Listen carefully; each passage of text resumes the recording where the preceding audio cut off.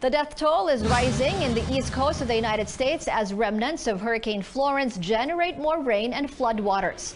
Now, a post-tropical cyclone Florence has killed 32 people, trapped hundreds more, and cut off an entire city.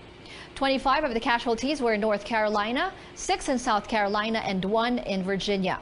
Rivers are still rising in North Carolina. The U.S. National Service says even when the rain lets up, water gushing downstream is expected to cause catastrophic and historic river flooding. North Carolina's Governor Roy Cooper calls their predicament a monumental disaster for the state. The trade war between the United States and China is escalating. Later this month, the U.S. will place a 10% tariff on $200 billion worth of goods from China. That percentage is expected to rise to 25% before the end of the year. These tariffs are in addition to penalties the White House imposed on $50 billion worth of other Chinese products. U.S. President Donald Trump urges Chinese officials to take swift action to end what he calls the country's unfair trade practices. He also threatened more economic problems for Beijing should leaders there try to fight back. Meghan Markle is stepping into the kitchen for her first solo project as a member of the royal family. Kensington Palace says the Duchess of Sussex is supporting a new charity cookbook called Together, Our Community Cookbook. It showcases recipes from the women of the Hub Community Kitchen. Their community was affected by the Grenfell Tower fire last year, where 72 people died. The kitchen originally provided a place for the women to cook fresh food for families living out of hotel rooms after the blaze. It has since become a support network for the victims. Profits from the cookbook sales will go towards keeping the kitchen open every day of the week. In entertainment, the 70th Primetime Emmy Awards had its share of surprises. Some were in the list of winners, while others stole the spotlight for a moment everyone did not see coming. CNN's David Daniel has the highlights from TV's biggest night. The marvelous Mrs. Maisel.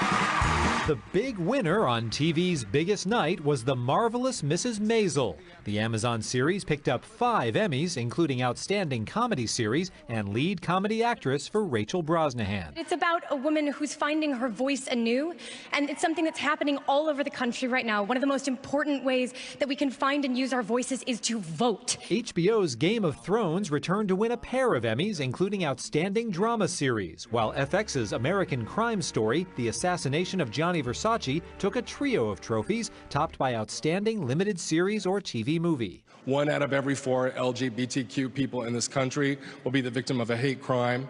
We dedicate this award to them. One of the night's biggest ovations went to Henry Winkler, who won for supporting actor in a comedy series for HBO's Barry, the first Emmy of his long career. I only have 37 seconds. I wrote this 43 years ago.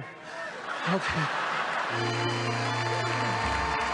The 70th Emmy Awards included a standing ovation for 96-year-old TV treasure Betty White. It's incredible that I'm still in this business, and you are still putting up with me.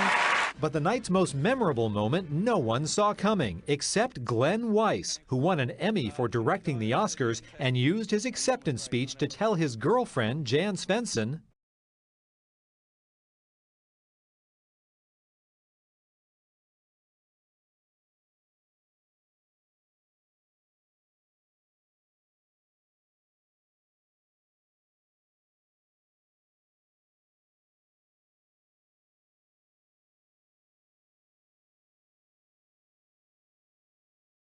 Jan Svensson, "You wonder why I don't like to call you my girlfriend? Because I want to call you my wife."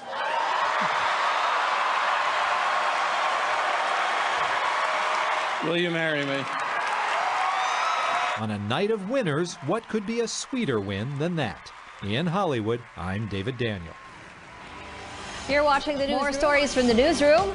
These two fil-am pranksters didn't see it coming. They got a surprise from none other than Ellen DeGeneres. And we take a look at the stunners at the Emmy Awards gold carpet. Be right back. Stay tuned.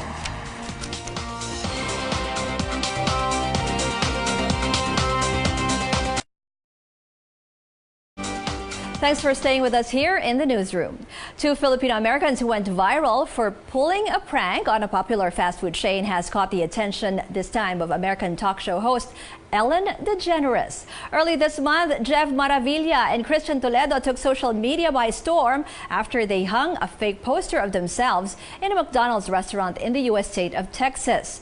The prank worked so well that the fake poster went unnoticed for nearly 2 months. Their mission, to get more representation for the Asian community.